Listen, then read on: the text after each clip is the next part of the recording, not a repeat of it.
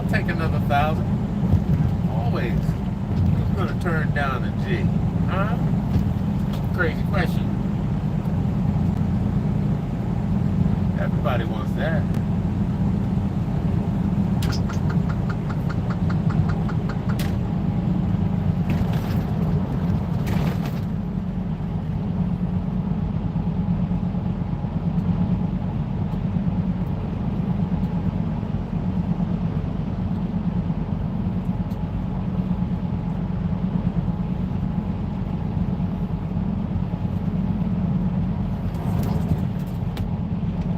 Queen Kate, what's up, baby girl? How you doing today, huh?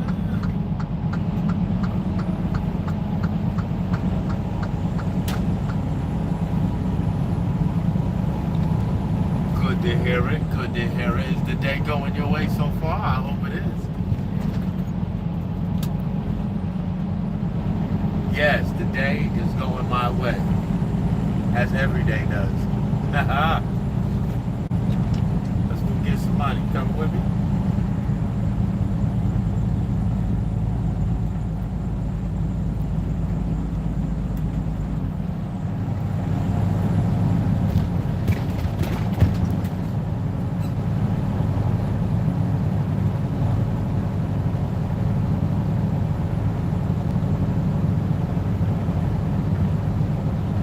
Oh, lazy trucker, huh? That's a good one. Come up with that all by yourself, Duke? Huh, Dookie? Dookie coming on the page talking shit.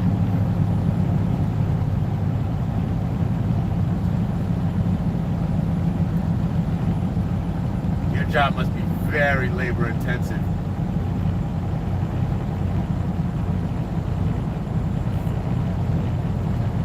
Little Dookie. Oh, little Dookie. Oh, Dookie talking about poopy.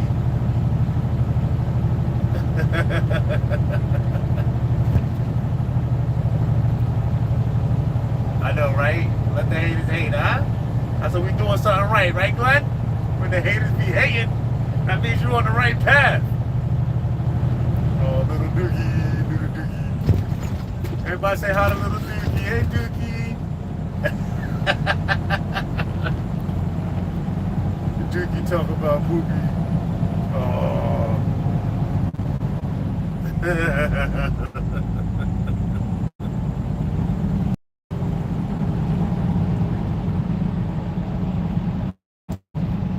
Dive? Do I dive?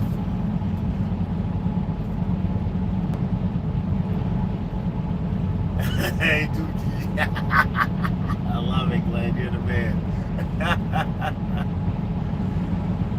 And dropping it out the side of the road. Well, you're dropping your Dookie on this page, ain't you, huh? You want to make yourself known, little Dookie. Dive. Like skydive? Yes, I love skydiving. I do indoor skydiving too.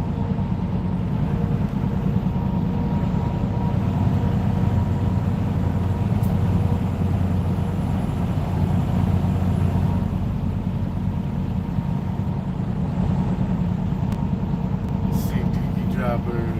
Dookie.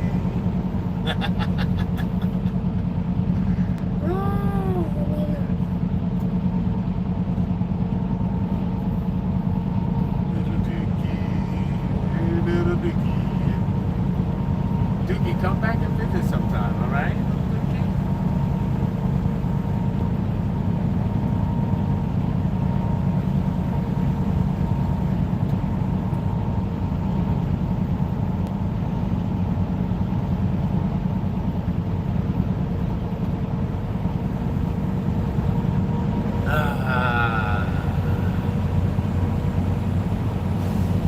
Well, that was entertaining for like 5 seconds.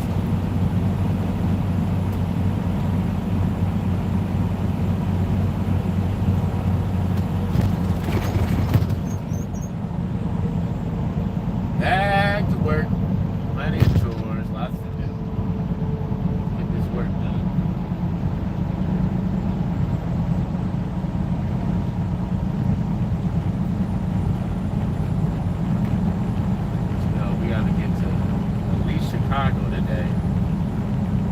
outside of Chicago, like Gary, Indiana.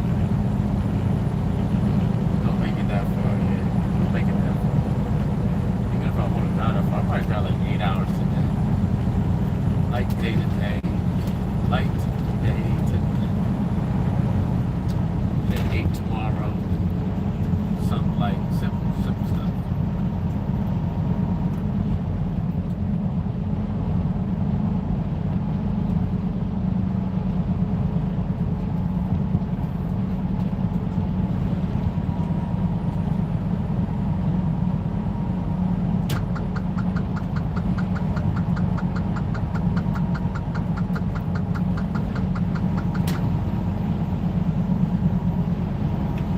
Big orange school bus. Is that yellow or orange?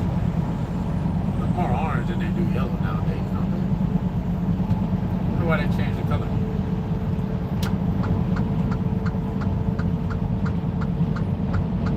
Alright, okay, relax. I see it.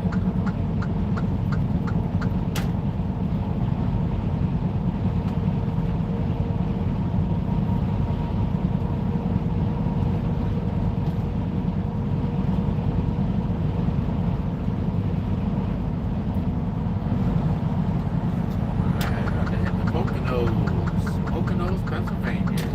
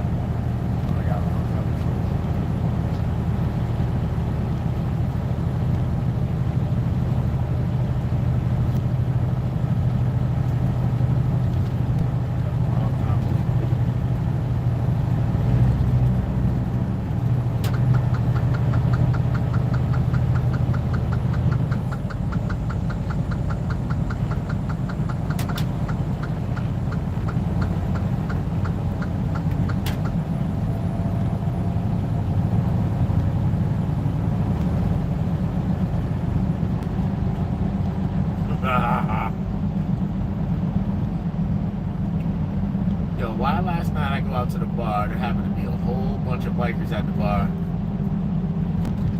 I started talking to this dude about this 77 Sportster I was building. And I asked him if he had parts. He took offense to that. We started scuffling in the bar. I was like, what the fuck? Needless to say, I was overwhelmed because there was a lot of them and one of me. But that shit was fun nonetheless. Like, I haven't done that in so long. My testosterone is really high. These cheeks. That shit was crazy. Can't just be hopping into random places, yo. Listen, I'll be in all kind of random places all over the country. And Pennsylvania seems to be the place where it gets rowdy.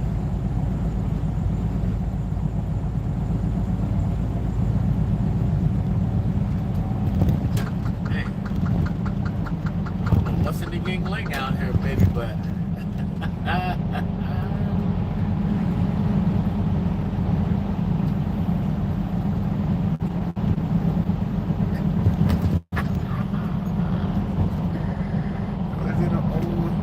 was in an old-fashioned bar fight last night.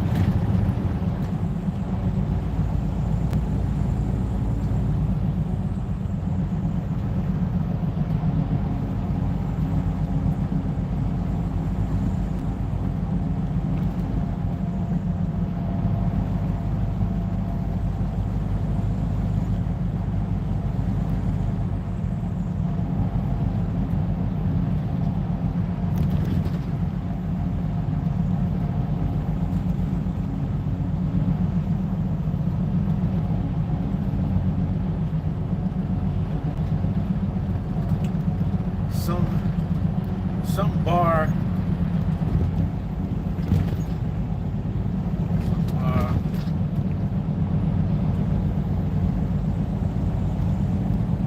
Sullivan's Trail.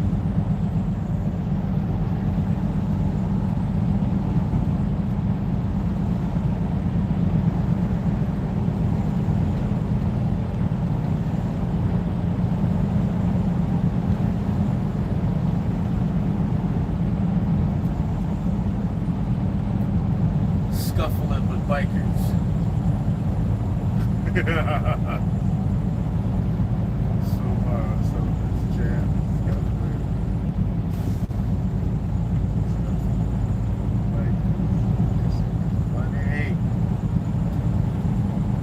Sullivan's Trail.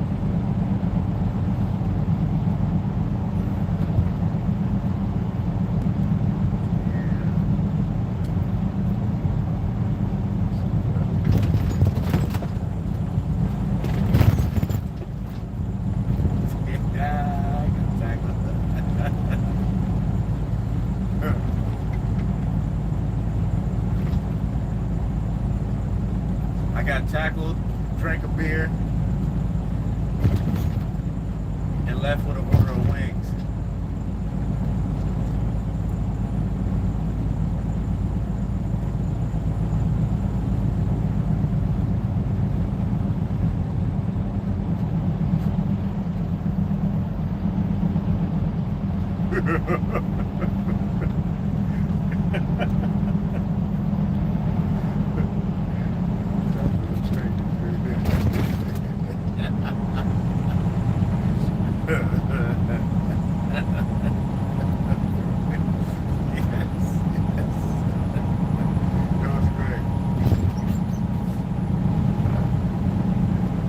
I haven't had that much fun in a long time.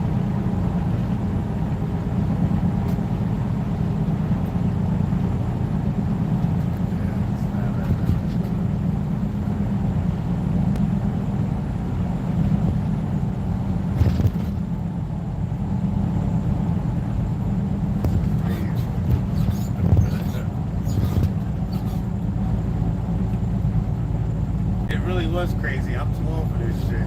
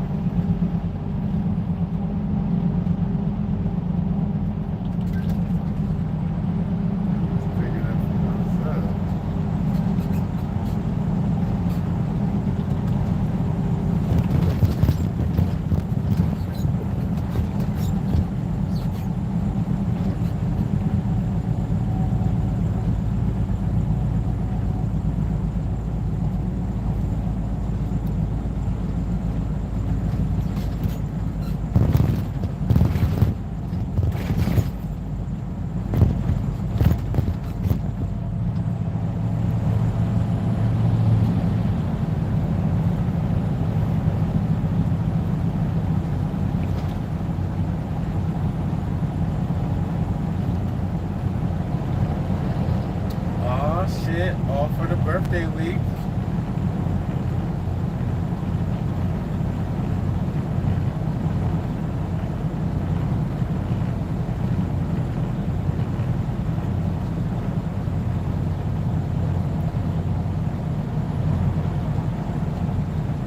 Ah, yeah.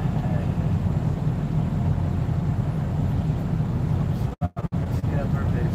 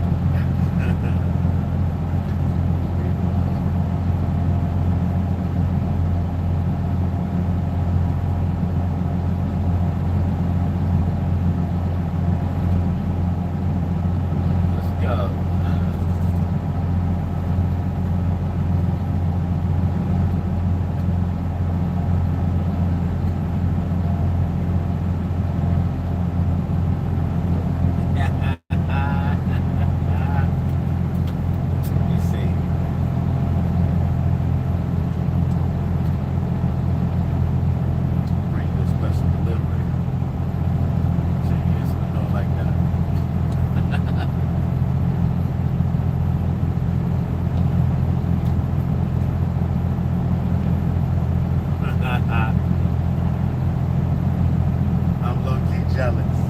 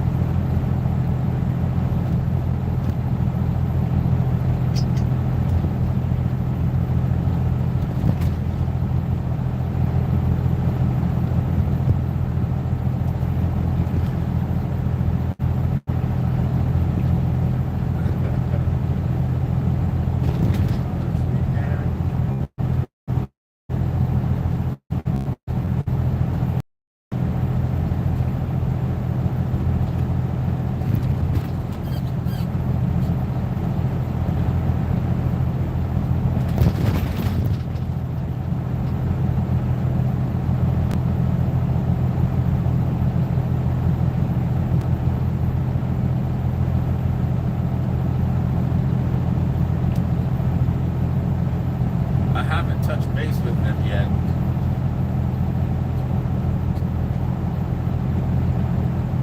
And I should be back by Friday.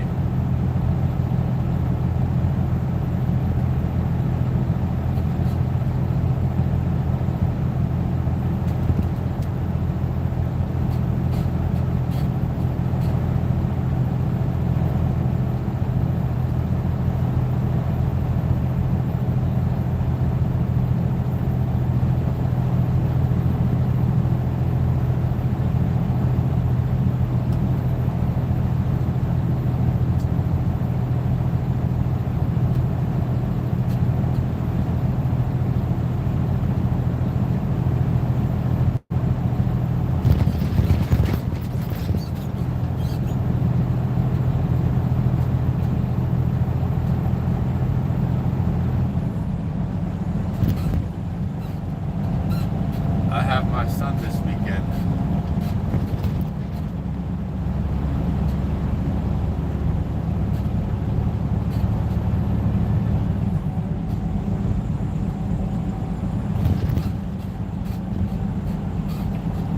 So I'm not sure.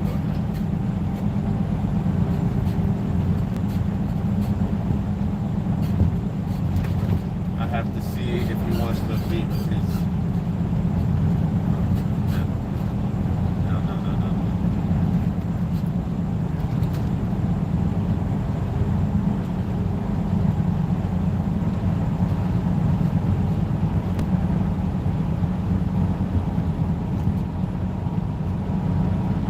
I might miss you this weekend. I have my son.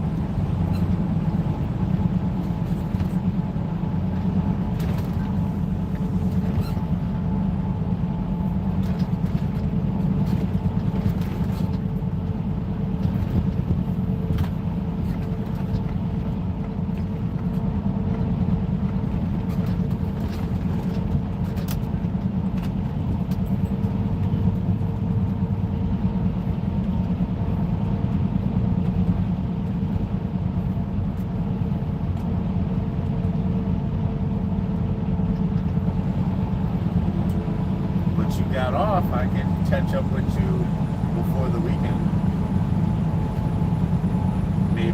Thursday or Friday.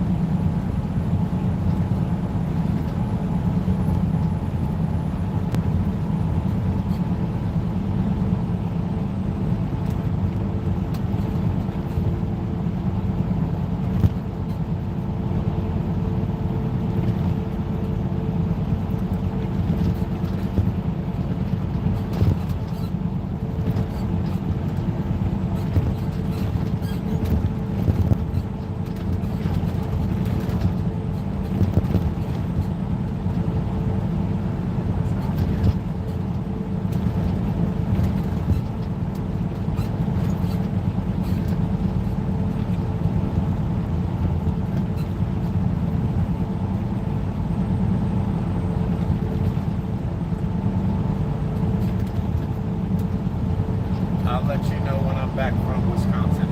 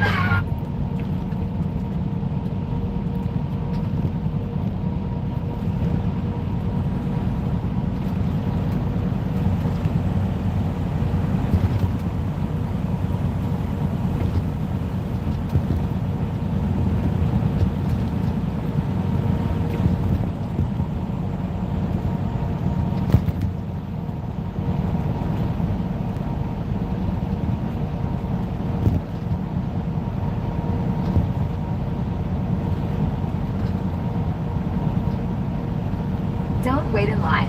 Beat the deadline with tax experts by your side. Get matched with an expert. Success has a sound, and it's not what most folks think. It's not the applause of a crowd. It's not your voice telling everyone about what you're going to do. It's the quiet turning of pages late at night when others sleep. It's the soft tap of keys on your keyboard while the world is still dark. It's the sound of your shoes on the pavement, running that extra mile when no one's watching. That's the real sound of success. And most people never hear it because they're too busy talking. You know, I've noticed something interesting over the years. The people who talk the most about success often achieve the least, and the ones who quietly build their empires. They're too busy working to tell you about it. Now it's a lesson worth learning. What you do in the quiet moments defines who you become in the spotlight. That's not just some nice saying. It's the fundamental truth about achievement that most people miss. They want the spotlight without the quiet moments. They want the harvest without planting any seeds. Let me tell you something that might change your life. Your success will speak so loudly that people won't need to hear you talk about it. But first you must become comfortable with the silence of daily discipline. That space where real growth happens. Most people can't stand silence. They fill every moment with noise, with talk, with promises about what they'll do someday. But you and I know someday is not a day of the week. It never shows up on any calendar. The question isn't what you say about your dreams. The question is what you're willing to do about them when no one's looking. That's where your future is decided, in those private moments of choice. Success isn't built on a stage. It's built in the workshop of your daily habits. And that workshop, it's usually pretty quiet. The greatest achievers I've met in my life share this one trait.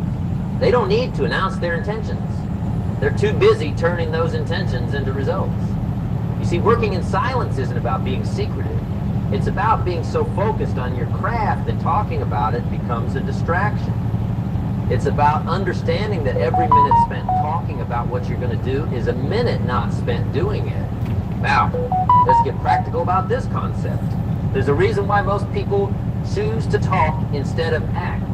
Talking is easy. Acting is hard. Talking provides immediate gratification. You say something, people nod, maybe they even praise your ambition. It feels good, but that feeling, it's fool's gold. It gives you the emotional reward of achievement without any of the actual achievement. Think about a garden. You don't stand over freshly planted seeds yelling, "Grow! I just planted you. Everyone come look at my future garden." No, you quietly water those seeds every day. You pull the weeds without complaint. You work with nature's timeline, not demanding immediate results. And then one day, without fanfare, the harvest arrives. And that harvest speaks for itself. Your life works the same way. The seeds you plant in silence, the skills you develop, the knowledge you gain, the problems you solve, they're growing even when you don't see immediate results. Trust the process. Keep working. The results will speak for themselves when the time is right. Now there's something powerful about the compound effect that most people miss. Small, consistent efforts may not look impressive in a single day, but stacked up over months and years, they create massive results that seem to appear almost magically to outside observers. If you improve just one each day for a year, you'll end up 37 times better by the end of that year. Now 365 better, just adding one for each day, but 37 times better because of the compounding of, that's the power of quiet, consistent growth. But here's the catch. You won't see dramatic changes day to day, and that's where most people quit. They want immediate feedback, immediate results. When they don't get, they assume their approach isn't working. So they stop, switch directions, start something new. And the cycle of never quite breaking through continues. The silent worker understands this isn't how success operates. They know that progress often happens slowly, then all at once. They're patient enough to keep going during those quiet growth phases where nothing seems to be happening. Take water as it heats up. From 32 degrees to 211 degrees, you see bubbles forming, but the water remains water. Nothing dramatic happens. But at 212 degrees, Everything changes as it transforms to steam, which can power engines and move mountains. That one extra degree makes all the difference. Your work ethic functions the same way. Keep putting in those daily efforts, even when the water's still just water. Keep going when others would quit. Because you never know when you're just 1 degree away from your breakthrough moment. I've counseled thousands of people over the years, and I can tell you with certainty, most quit right before their breakthrough was about to happen. They worked in silence for a while, but they couldn't sustain it when immediate results didn't appear. Don't make that mistake. The power of working in silence isn't just about avoiding the pitfalls of premature celebration. It's also about creating genuine value through focused work. And that's something we need to talk about. Value creation happens when you're fully engaged with your work, not when you're talking about it. When you remove the distractions of constantly seeking validation and attention for your efforts, something magical happens. Your work improves. Your focus deepens. You start creating things of genuine worth. Consider the craftsmen of old, who would spend years mastering their trade before ever taking on an apprentice or displaying their finest work. They understood that the quality of their creation was what mattered, not how many people knew they were working on. In today's world of social media and constant sharing, we've lost something important. We've lost the sacred space of creation that exists before showing our work to the world. We've lost the patience to develop our skills in private before seeking. It doesn't care about your intentions or your announcements. It cares about the value you create. And value creation happens in those quiet hours of focused effort when you're not thinking about who's watching or what they'll think. I once visited a furniture maker who had become renowned for his... What kind of fruit should a person eat if they want to burn fat and improve their... for his extraordinary pieces. His workshop was miles from anywhere, and he rarely participated in the social event industry. When I asked him why his answer was profound. I'm not isolated in matters. I'm in constant conversation with the wood, with the design, with craft itself. Everything else is just noise that gets in the way of that conversation. That's a perspective worth adopting. Your work isn't just about the end product. It's about the relationship you develop with your craft when you give it your full, undivided attention. When you work in silence, you can hear the subtle guidance that leads to mastery. It brings us to an important truth. Creating value requires saying no to distractions. And one of the biggest distractions is the urge to talk about your work instead of doing it. Every time you resist the temptation to seek premature validation, you strengthen your ability to focus on what truly matters. The marketplace rewards results, not intentions. You can talk about customer service all day long, but if your customers don't feel served, your words mean nothing. You can announce your commitment to quality, but if your products fall apart, the market won't be fooled. Your success speaks through the value you create, not through your declarations about the value you plan to create someday. Now, between your goals and your results lies one critical factor: discipline. Not motivation, not inspiration, not even passion, but plain unsexy discipline. The ability to show up and do the work even when you don't feel like it. The willingness to honor your commitments to yourself, even when no one would know if you didn't. Discipline is the bridge that turns dreams into reality. And here's what most people don't understand about discipline. It works in silence. It's not flashy. It doesn't make for good social media posts. Got up at 5 a.m. again to work on my business plan. Doesn't get as many likes as just signed $1 million deal. But that early morning discipline is what makes the deal possible in the first place. The great achievers throughout history have understood this fundamental truth. What you do when no one's watching determines what you achieve when everyone's watching. Private disciplines create public rewards. Consider any field of achievement: music, sports, business, art. The moments on stage or in the spotlight represent just a tiny fraction of the total time invested.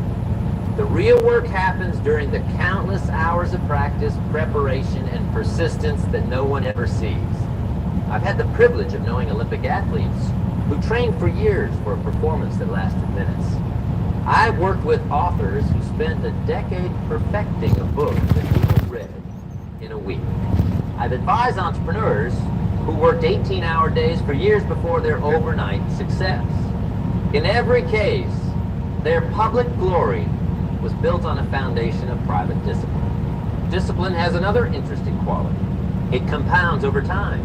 When you first start exercising discipline in an area of your life, it's hard.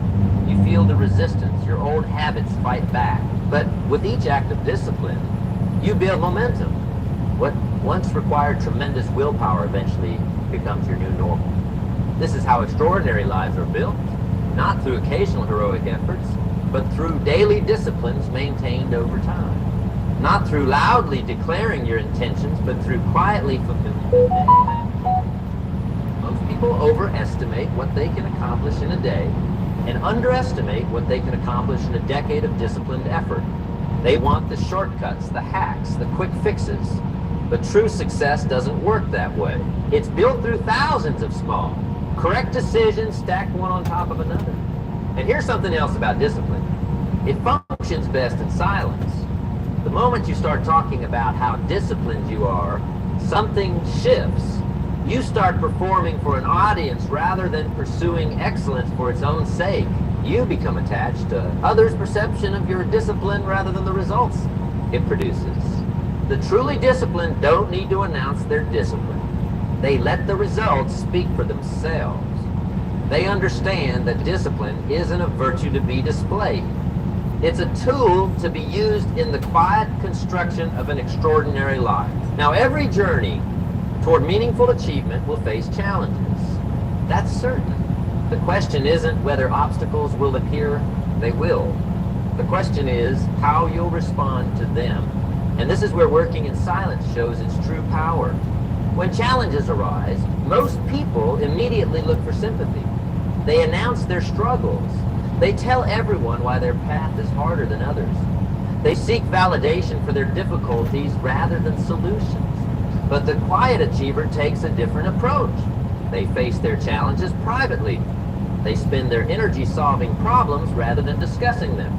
They save their words and use them instead to ask better questions, seek necessary help, and find practical solutions. This isn't about suffering in silence or denying reality. It's about understanding that complaining depletes the very energy you need to overcome obstacles. Every minute spent explaining why something is hard is a minute not spent figuring out how to make it easier. I've always been fascinated by how different people respond to the same challenge. Give two people identical obstacles. Taxes. What's tax? And you'll see completely different approaches. One will tell everyone about the problem, seek sympathy, explain why it's so difficult. The other will quietly get to work on solutions. Guess which one actually overcomes the challenge? It's rarely the one doing all the talking. There's a story about a young man who wanted to learn martial arts. He found a renowned master and asked to be taught. The master agreed, but with one condition. For the first year, the student wasn't allowed to tell anyone he was studying martial arts. Confused but determined, the young man agreed. For 12 months, he trained rigorously while maintaining his silence. He faced soreness, frustration, and slowed progress, all without the comfort of telling others about his journey. When friends asked what he'd been up to, he deflected the questions. After a year, the master finally said, "Now, you may tell others that you study with." Puzzled, the student asked why the secrecy had been necessary. The master smiled. If you had told others you were studying martial arts, you would have been tempted to talk about your training instead of focusing on it. When you face difficulties, you might have satisfied yourself with explaining your challenges rather than overcoming them. By keeping silent, you put all your energy into the training itself. That's the hidden benefit of facing challenges quietly. When you remove the option of talking about your struggles, you're left with only one choice. dealing with. This approach also builds resilience in a way that seeking constant validation cannot. When you overcome obstacles without fanfare, you develop an inner strength that doesn't depend on external recognition. You learn to motivate yourself rather than relying on others' encouragement. You become self-sufficient in your determination. And when success finally comes, it's sweeter because you know the full measure of what it took to achieve it, including all the challenges you overcame without announcement or applause. In a world obsessed with attention, there's a clear difference between those who seek the spotlight and those who earn it. Attention seekers focus on being noticed. Achievers focus on being worthy of notice. And that distinction makes all the difference. Our culture increasingly confuses visibility with value. We've created systems that reward people for simply being seen, regardless of what they've actually accomplished. Social media followers, views, likes, these are the new currencies of attention, but they're poor measures of actual achievement. The quiet achiever understands this distinction. They're not against recognition. They simply understand that genuine recognition is a byproduct of meaningful contribution, not the goal itself. I consider the difference in approach. How can I get people to notice me? The achiever asks, how can I create something worth noticing? One leads to superficial validation. The other leads to substantive accomplishment. I've watched countless promising careers stall because people became more interested in being known for their work than in improving the quality of that work. They started believing their own publicity before they'd actually earned it. They became personalities before they became professionals. The tragedy is that their hunger for premature recognition often prevented them from doing the quiet work that would have naturally attracted the recognition they wanted. They chose the shortcut of attention over the longer path of achievement, and ultimately received neither lasting attention nor meaningful achievement. True success follows a different pattern. First, you focus entirely on your work, improving your skills, solving problems, creating value. You care more about the quality of what you produce than who knows you produced it. Then, as the quality of your work increases, recognition follows naturally. Not because you chased it, but because quality demands attention eventually. This patient approach requires trust that good work gets noticed in time. Trust that meaningful contribution creates its own spotlight. That trust isn't always easy to maintain, especially in a world of overnight sensations and viral fame. But it's the only path to recognition that doesn't fade as quickly as it appeared. I remember talking with a songwriter who spent 10 years writing music before anyone knew his name. While others were busy promoting themselves on every platform, he focused on his craft. I figured I had a choice. He told me I could spend my energy trying to get people interested in mediocre songs. Or I could spend that same energy writing songs so good that people couldn't ignore them. I chose the second path. Today, his music is known worldwide. The quality of his work created an attention that no amount of self-promotion could have generated. That's the irony of working in silence and letting success speak for itself. By focusing on your work rather than who's watching it, you actually create something worth watching. By caring more about quality than applause, you eventually receive more genuine applause than those who sought it directly. The choice is yours. Chase attention or attract it. One path leads to momentary visibility. The other leads to lasting impact. One puts the spotlight on you. The other puts the spotlight on your contribution. Choose wisely. This philosophy of quiet achievement isn't just about external results. It's also about who you become in the process. And that brings us to an essential truth. Building character When we touch here, maybe just try this, ladies and gentlemen. That feels nice, yeah? That's a good. So just do that because it feels... Character happens through private victories long before public ones. Character isn't formed in the spotlight. It's formed in those quiet moments of decision when no one is looking. And the only witness to your choice is your own conscience. Will you take the shortcut or the high road? Will you do what's easy or what's right? Will you keep your promise to yourself even when breaking it would be more convenient?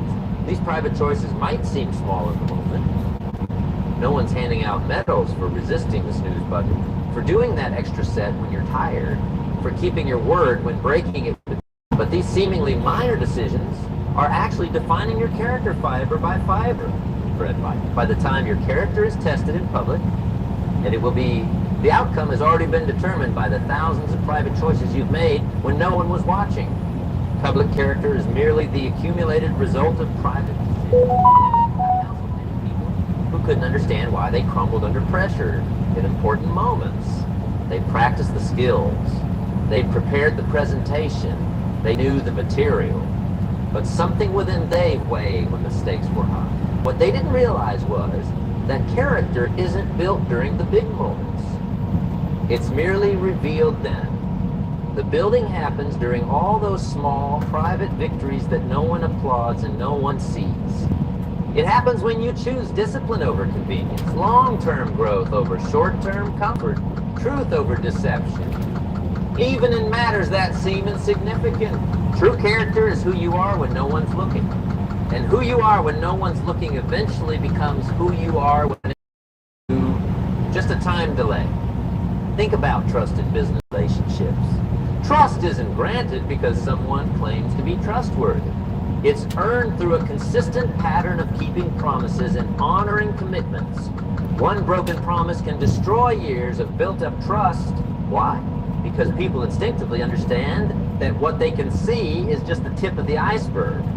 If someone breaks a promise to you, it probably wasn't the first promise they broke, just the first one you witnessed. Now, let's talk about something nobody enjoys but everyone experiences. Failure. It's not a question of if you'll fail, but when, how often, and WSE. Most importantly, how you'll respond. Working in silence creates a unique approach to failure. When you haven't broadcast your intentions, failure becomes a private teacher rather than a public embarrassment. You can extract the lessons without managing the perceptions. You can focus on improvement rather than explanation. Most people's relationship with failure is complicated by their need to save face. They've told everyone what they're going to accomplish, so when things don't work out, they feel compelled to explain, justify, and sometimes even distort what happened. They create elaborate reasons why the failure wasn't really their fault or wasn't really a failure. All that energy spent managing perceptions is energy not spent learning and growing. It's a tragic misallocation of resources at exactly the moment when clear thinking is most needed. The quiet worker avoids this trap. When they fail, and they don't need to craft a narrative for others. They can look honestly at what happened, extract the valuable lessons, adjust their approach, and move forward without the burden of public explanation. This isn't about hiding your failures or denying them. It's about understanding that failure is part of the learning process, not a performance for others to evaluate. It's about creating the psychological safety you need to examine failure clearly rather than defensively. I've known entrepreneurs who failed multiple times before finding their successful formula. The ones who worked quietly through those failures maintained their focus on solving the core problems.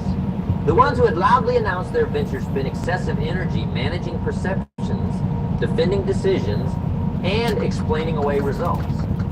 Guess which group learned faster? Guess which group eventually succeeded? Almost always, it was those who treated failure as a private teacher rather than a public event. This approach to failure requires humility, the willingness to be wrong, to admit mistakes, to change course when necessary. Pride makes us defend and explain. Humility lets us learn and improve. Working in silence cultivates this humility. When you're not constantly seeking approval and validation, you can hear feedback more clearly. You can evaluate results more honestly. You can admit when you're wrong without feeling that your identity is threatened. The path to mastery in any field is paved with failures. The question isn't whether you'll fail. You will. The question is whether those failures will teach you what you need to know to eventually succeed. And that depends largely on how clearly you can see them without the distortion of ego or the need to maintain appearances. When you work in silence, you give yourself the freedom to fail productively. You create the conditions for rapid learning rather than elaborate justification. You focus on getting better rather than looking good. And here's the beautiful irony. This approach to failure, facing it honestly, learning from it quickly, and moving forward without excuse or delay is precisely what leads to the kind of success that eventually speaks for itself. The quiet path to mastery isn't glamorous. It doesn't make for exciting stories during the journey, but it's the most reliable route to excellence in any field.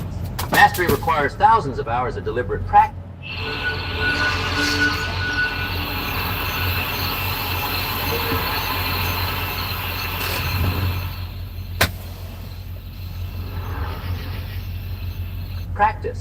Practice that stretches your abilities, that focuses on your weaknesses, that corrects your errors. It requires patience, persistence, and a dedication to continuous improvement. Above all, it requires a love of the process itself, not just the outcomes it eventually produces. Working in silence aligns perfectly with these requirements of mastery. When you're not performing for an audience, you can focus entirely on improvement rather than impression. You can work on the fundamentals without worrying whether they look impressive. You can make the small adjustments that lead to big improvements over time. As we near the end of our time together, let's talk about the ultimate goal of working in silence, letting your results tell your story. There's a power in this approach that goes beyond avoiding the pitfalls of premature celebration or excessive talk. It's about creating a legacy that speaks through your contribution rather than your claim. Words are fleeting. Results endure. What you say about yourself might be remembered for a day. What you create, build, or contribute might be remembered for generations. Think about the people who have truly shaped your life. The teachers who expanded your mind, the leaders who inspired your best efforts, the creators whose work moved you deeply. Do you remember them primarily for what they said about themselves? Or do you remember them for what they actually did, created, or contributed? Almost always, it's the latter. Their impact on you came through their work, not their words about their work. That's the kind of legacy worth building. One that speaks through results rather than announcements.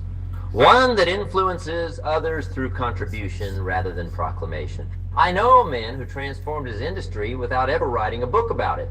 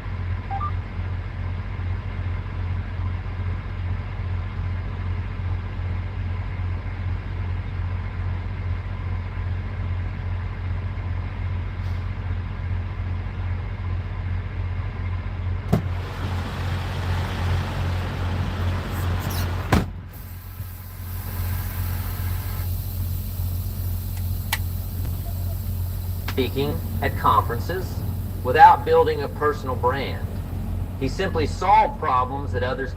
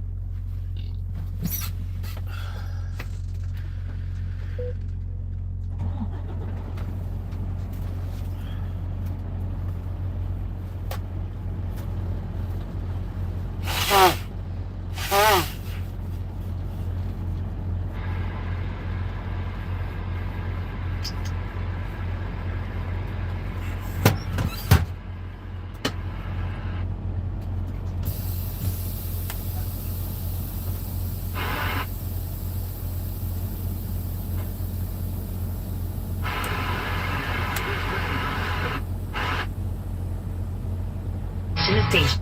Waiting.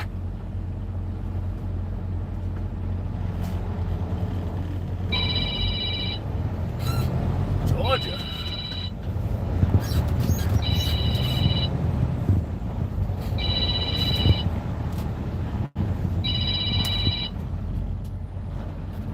Hello?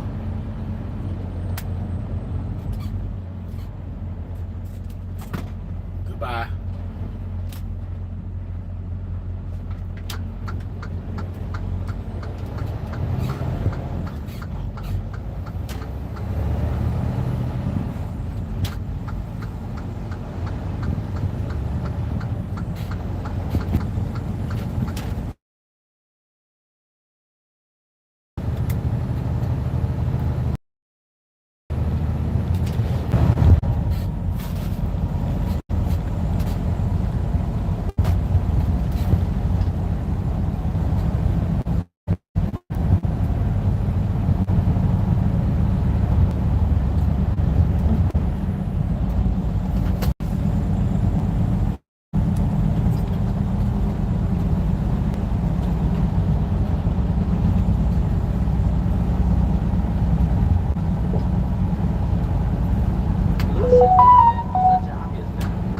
The people sought them out. He improved his field through direct contribution rather than commentary about contribution. Today, his methods are taught in universities.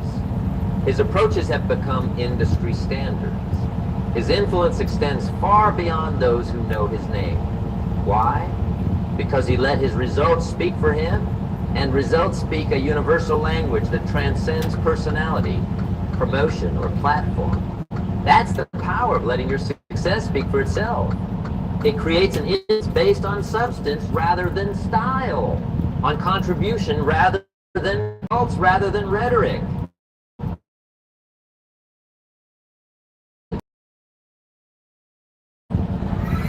Taxes.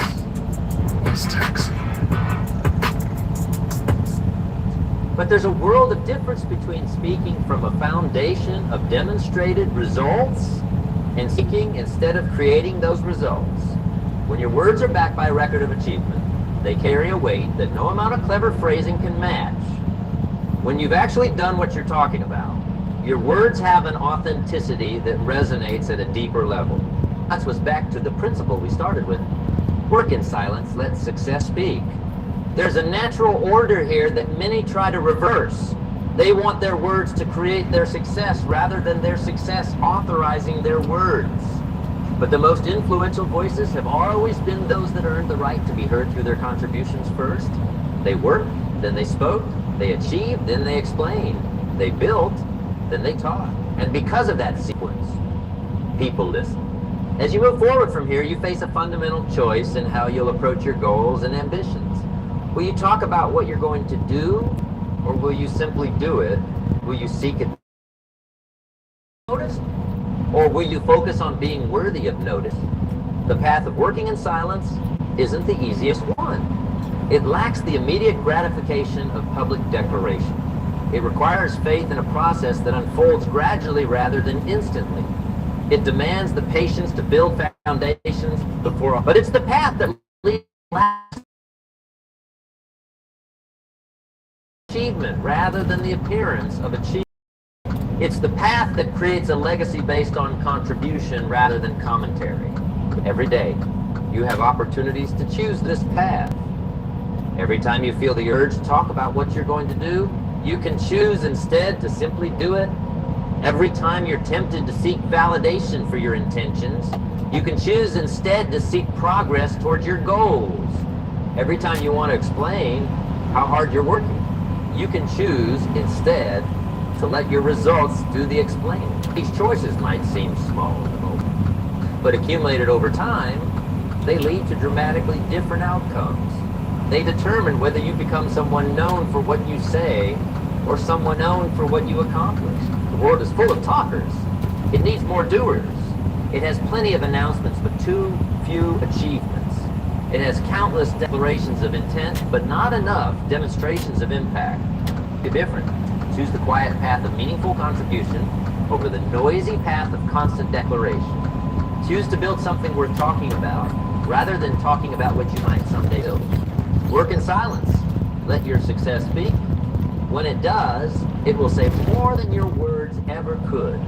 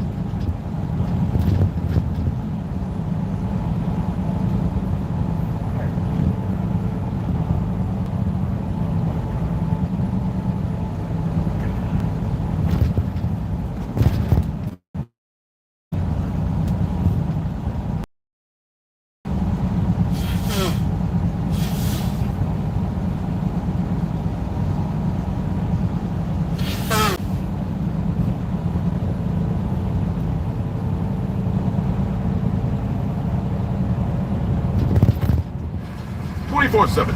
Shower fresh." When you're seriously injured, experience matters. For over 40 years, we've demanded more from insurance companies. They know we mean business. We have the experience to win. The choice is clear. The man ran. Yeah, boy. You better serve the tables, girl. Black voice, you better be doing the intro and not looking at sexy images of Urza Scarlet again. Remember, we're talking about female knights and Urza. I got you. Hey, you viewer, look at me. First off, no snitching. Second, Urza Scarlet is the best swordswoman in fiction. Change your mind if you can. Ooh, look at the go. Ooh, Lord, oh Lord. Make a cat want to buy the whole bar. Alright, so my black boy should have told you we're doing female knights. Now, obviously, I haven't noticed. I have a deep love for knights in general. And I mean, seriously, I'm a huge knight nerd. In fact, one of the reasons I call myself the unhinged knight is because personally, I see myself as a person with a whole lot of chivalry. But I'm a bit crazy, but not that crazy. Only talk to one voice. One. And that's it. The rest of them I ignore. And I mean, ain't that crazy to talk to yourself sometimes, right? Right, voice? Man, you got issues. Okay, well, maybe I'm a little crazy. But don't judge me. We all talk to ourselves sometimes. Nah, it's just you. Shut up! Right, so what is a knight? In medieval times, a young man would typically need to be from a noble family, begin training as a page from a young age, then progress to become a squire, serving a knight, and learning combat skills on a horseback, before finally being dubbed a knight by a lord or king. And they'll be dubbed a knight by a lord or king during a ceremony involving a sword tapped on their shoulder. Now, I have to be honest, and I have to be very clear with this. And this is not a con for female knights at all, but I have to be as factual as possible. Technically and officially speaking, female warriors in the Middle Ages were not called knights. They were called dames. Wait, are you saying in reality there was no female knights at all? Well, technically and officially, yeah. Only men could be knights. Hold up. Who are all the strong, sexy, independent women at during this time period? I mean, not to be sexist, but probably in the kitchen cooking. In the kitchen? Yeah, I mean, I know it sounds bad, but it beats, dying. Hell no, it doesn't. I demand true gender equality. If one were put on all, go on the battlefield fighting, the man who probably kill her in like one swing, I say let her do it. She'll probably die in very, very, very, very, very horrible ways, but at least she'll die. I mean, who wants to be in a nice, comfortable, warm kitchen anyway, making sandwiches for a man? I mean, low-key, I would. Say, what now? I mean, it beats fighting a senseless war, and nights will always die. And I can make a mean sandwich. See, all I gotta do, put some paprika on that shit. Motherfucker, did you just say paprika? Hell yeah, that's not good. See, now, that's why people say you're not black. Damn. What? Anyway, the term dame essentially refers to a woman of high social standing or a lady of noble birth. To be considered a dame, a woman would need to be from a wealthy or aristocratic family and in a position of significant social status within her community. Or in other words, she was wifey. Nah, wifey was fictional. Okay, then she was a baddie. Yeah, being a dame had nothing to do with her looks. Then why does the origin of the word come from the French word dame or dame, which simply means lady? Dames were hot and I admit it. That is irrelevant to the topic. What is relevant though is that dame may have meant something different in medieval times than it does in modern times. Now viewer, if you think I'm wrong on this, correct me if I'm wrong, like in the comments. But in the Middle Ages, the title of dame was more descriptive of a woman's social position rather than an official honor bestowed upon her. And in more modern times, a woman can be formally appointed as a dame by a monarch. And women apparently have become dames through their humanitarian efforts, performing art talents, and monetary contributions to charities. Alright, time to talk about white. Hey, wait a minute, I ain't done. First up, Joan of Arc. Joan of Arc was not a knight. Joan of Arc was technically a saint. What? I mean, we did just tell the viewers that there were no real female knights in history. But what about all that stuff she did for King Charles? Well, from what I've read, she was ennobled by King Charles after he was crowned. What does ennobled mean? It means lend greater dignity or nobility of character too. Basically, he ranked her up, but she still wasn't a dame. What? Nah, I can't accept that. Why not? Because Joan of Arc eventually did die burning on a stake, only because the English thought she was a witch. Yeah, I know.